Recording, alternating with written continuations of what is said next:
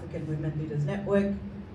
And after she saw my enthusiasm and what I wanted to do, they started deliberately putting me on panels to speak or to moderate or to do such and such. And at that time, the AU appoints Miss Ayachebi to be the first youth envoy for the continent. So this is the first ever office of the youth envoy for 55 countries in the continent. And the mandate was, how do we bring young people to the African Union? How do we take the African Union to the people? How do we ensure that as much as the UN has a youth envoy, they understand what the youth envoy does? We want to talk about Africa wherever we go. So we want, Africa is the youngest continent. You all who are under 35 are the leaders of this continent, and most of you don't even understand what happens at the AU, and most of the young people in the continent want to shun away from things that pertain to policy, the decisions that are made about you, the decisions that are made about our future. We don't want to be there. So in 2019, I'm at the United Nations, where I've basically chosen I want to hide and make my influence. Little did I know what God intended for me. And it brings me all the way to Daniel. All this is curating to how I'm ending up here.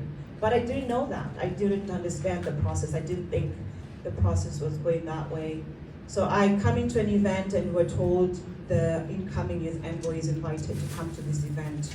And I was the moderator with a few other high-level people from the AU then. So I do the moderation and we finish. And then after that, you know, same thing, you take pictures with people. Again, there's no intention of what it is that you're doing. You're just taking pictures because you came to an event and you walk away.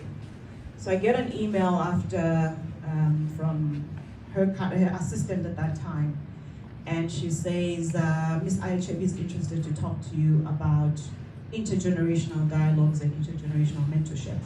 Now, the panel I moderated was about intergenerational dialogues. So I thought, okay, whatever. I run my own charity. I'm comfortable with what I'm doing. I'm interested in the UN. I have nothing to do with the African Union.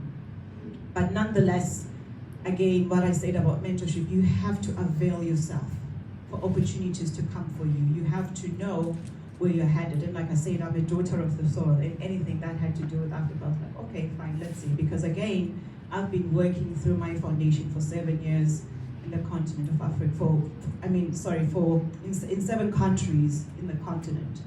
So we build this relationship, I start talking to them, and then she says to me, I want you to volunteer. And I thought, again, it goes to mentorship and what I said about volunteering. And I thought, I'm going to be putting so much of my time in this thing. I have a charity to run. I have over 15,000 people that are dependent on what we do. And you mean to tell me that I have to pause what I'm doing because you want me to volunteer at the African Union? And remember, there's no structure here. Nothing is known, this office is new. So basically this is, again, the theme of why we're here, chasing after those opportunities when they present themselves, how to take power of an opportunity when it comes. So I took word in, okay, let me see how this is going to go. I decided to volunteer. And once I got into that position, I realized that it's a new office, there was no structure built. We literally had to go out there and search and dive and do everything to basically make this office make sense for young people in Africa. And so I was put into this office as the advisor to the youth envoy, and my portfolio was on mentorship and intergenerational dialogues. So fast forward, you know, we did what we had to do. We worked so hard. COVID came, and we're running around all over the world before COVID, going into conferences, really trying to figure out what is this office, what's the legacy of this office, what is this really going to mean?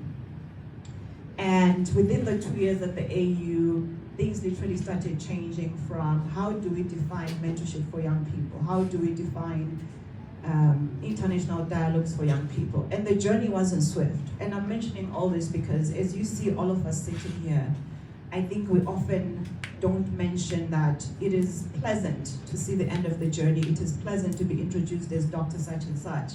But we hardly would share with people in the room some of the things that you had to deal with before you even got to be called doctor. You hardly share the sleepless nights. You hardly share doubting yourself. You hardly share when you received those no's. You hardly share the times when you couldn't do it. You hardly share the times when you've lost friends, you've lost relationships. because of something that you're committing yourself into.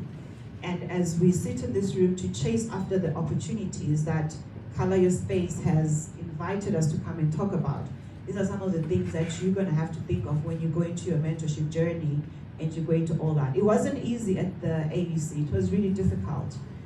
I led 67 missions, 67 presidential meetings in 2 years, connected with 80 million young people over the 2 years, and this is during COVID. There were sleepless nights, so much of sacrifices that we had to do, and that led to that office creating an intergenerational dialogues brochure and toolkit. Today, wherever you go at the AU, wherever you go at the UN, everybody has intergenerational dialogue. It started with our office. But when you listen to the stories that I shared there, we often don't talk about the hardships that we had to go through, the many rooms where we couldn't open the doors and go into because we were looked as young people and we're not fit enough.